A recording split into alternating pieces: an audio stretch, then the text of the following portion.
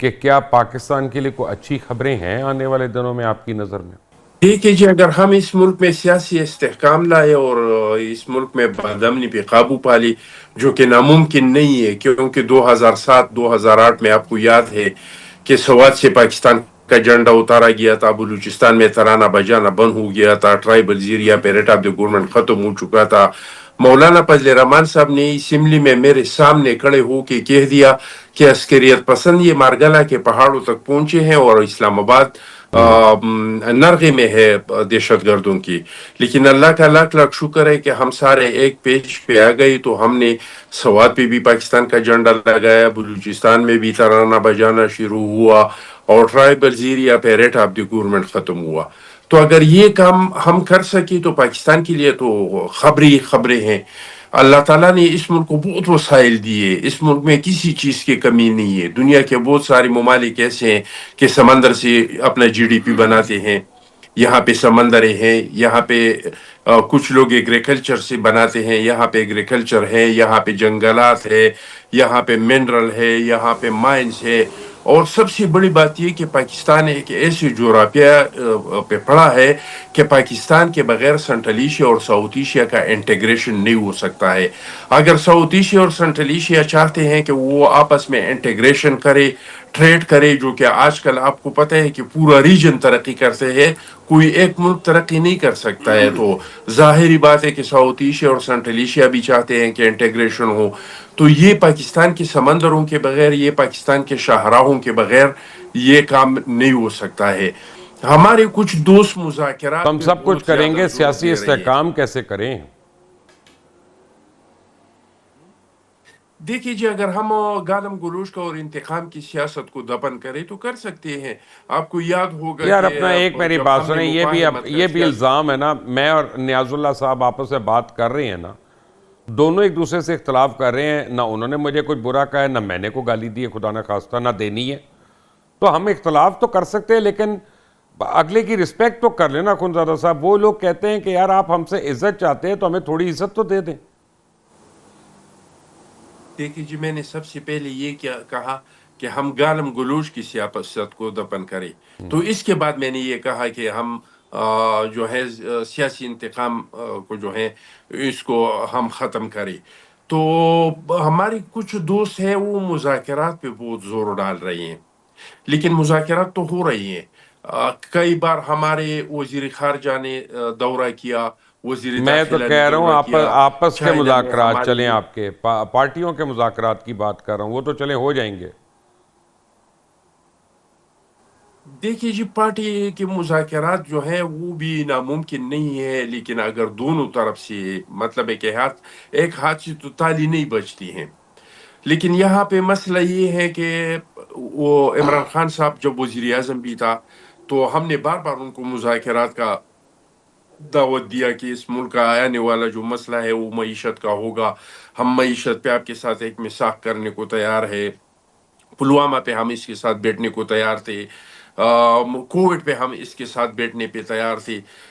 جب الیکشن ہوا تو ہم تو اس حد تک کہ عددی اکثریت پی ٹی آئی کا زیادہ ہے، تو اگر یہ حکومت بنانا چاہتے ہیں تو ہم حکومت میں شامل نہیں ہوں گے، ہم اپنا ووٹ دے سکتے ہیں۔ لیکن عمران خان صاحب ایک ہی رٹ لگا رکھا ہے کہ میں تو ڈی جی آئی سے ہاتھ ملاؤں گا، میں تو آرمی چیف کے ساتھ بات کروں گا۔ تو اگر اپنی پارٹی، اور مسئلہ یہ ہے کہ اس پارٹی میں ایسے لوگ نہیں ہیں کہ وہ عمران خان صاحب کو سمجھائے، اس کو بتائے کہ بھائی اگر آپ نے اس ملک کے مسائل کو حل کرنا ہے، اپنے مسائل کو حل کرنا ہے تو اپنی سیاستدانوں سے بیٹھنا پڑے گا۔ ہمارے مسائل کیا ہے؟ ہمارے مسائل یہ ہیں کہ ہر بار جب الیکشن آ جاتا ہے تو ہم کہتے ہیں دان لی ہوئی ہیں۔ 2018 میں بھی تھا، 2013 میں بھی یہی آواز لگ رہا تھا، اب بھی لگ رہا ہے۔ تو یہ تو آرمی چیف اور ڈی جی آئی ختم نہیں کر سکتے، اس کے لیے تو کم از کم سیاستدانوں کو بیٹھنا پڑے گا، ایسے قانون سازی کرنا پڑے گا کہ آنے والا جو الیکشن ہے اس کو ہم صاف بنائیں، اس کو ہم شفاف بنائیں، یہ یقینی بنائیں کہ آنے والا جو الیکشن ہو اس میں جو جیتے جو ہارے وہ دونوں تسلیم کرے۔ تو یہ مسائل تو سیاستدان آپس میں حل کر سکتے ہیں۔ تو اللہ کرے کہ عمران خان صاحب کے سمجھ میں یہ بات آئے کہ میرے جو اپنے جو مسائل کا حل ہے، اس ملک کے جو مسائل کا حل ہے، یہ سیاستدانوں کے ساتھ ہے، ٹھیک ہے، اور سیاستدان بیٹھ کے اس مسائل کا حل ٹھیک ہے۔ نکال سکتے ہیں۔ آپ یہ 18ویں ترمیم میں سے پہلے جو مسائل تھے وہ ڈی جی آئی نے اور آرمی چیف نے تو ختم نہیں کی. سیاستدان آپس میں بیٹھ کے انہوں نے 18ویں ترمیم کیا, انہوں نے صوبوں کو خود مختاری دی اور انہوں نے سب کچھ کیا. تو اب بھی اگر سیاستدان بیٹھ جاتے ہیں تو ان مسائل پہ قابو پا سکتا ہے. ٹھیک ہے. نیائی صاحب, بڑی انٹرسٹنگ آپ کو ایک سیناریو بتاتا ہوں جی جی کہ یعنی اگر آپ لوگ پولیٹیشنز آپس میں مسئلوں کا حل نہیں کرتے تو ہمیشہ اس کا بینیفٹ کسی تیسری طاقت کو ہونا ہے, اور جب بھی تیسری طاقت آئے گی اس میں جو مین ریزن بنے گا وہ آپس کا اختلاف بنے گا.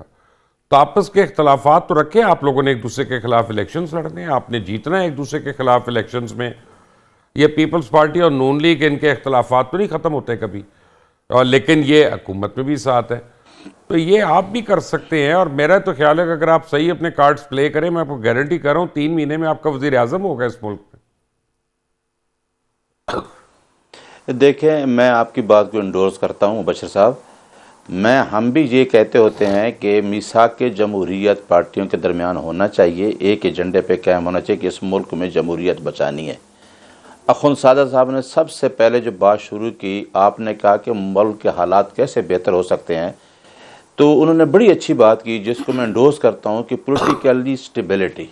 جب ملک کے اندر سیاسی عدم استحکام ہو, انسٹیبلٹی ہو, اور ایک لارجسٹ پارٹی مبشر لقمان صاحب یہ بات مان لیں, ہمیشہ یہ 2018 پہ چلے جاتے ہیں.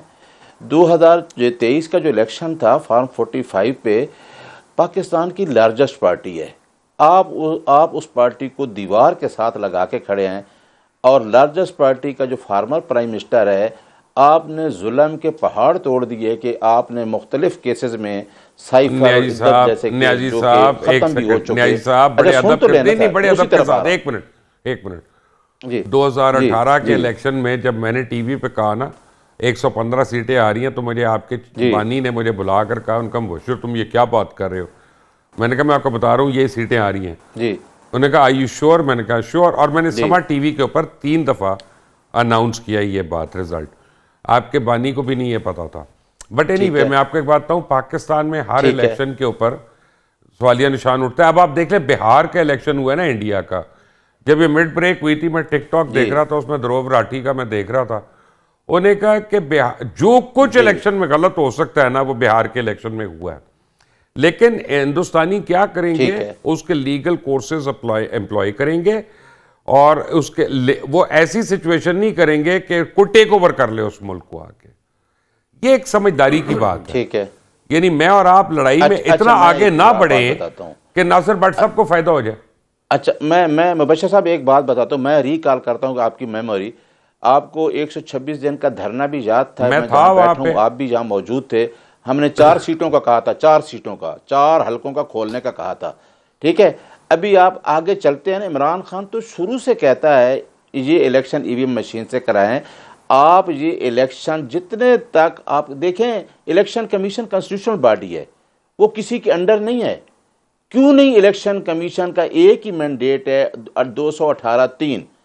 218(3) یہ ہے کہ الیکشن کمیشن کا کام ہے فری, فیئر, ٹرانسپیرنٹ الیکشن کرانا جو کہ کرپشن سے پاک. وہ ٹھیک ہے, لیکن الیکشن کمیشن کیا کر رہا ہے؟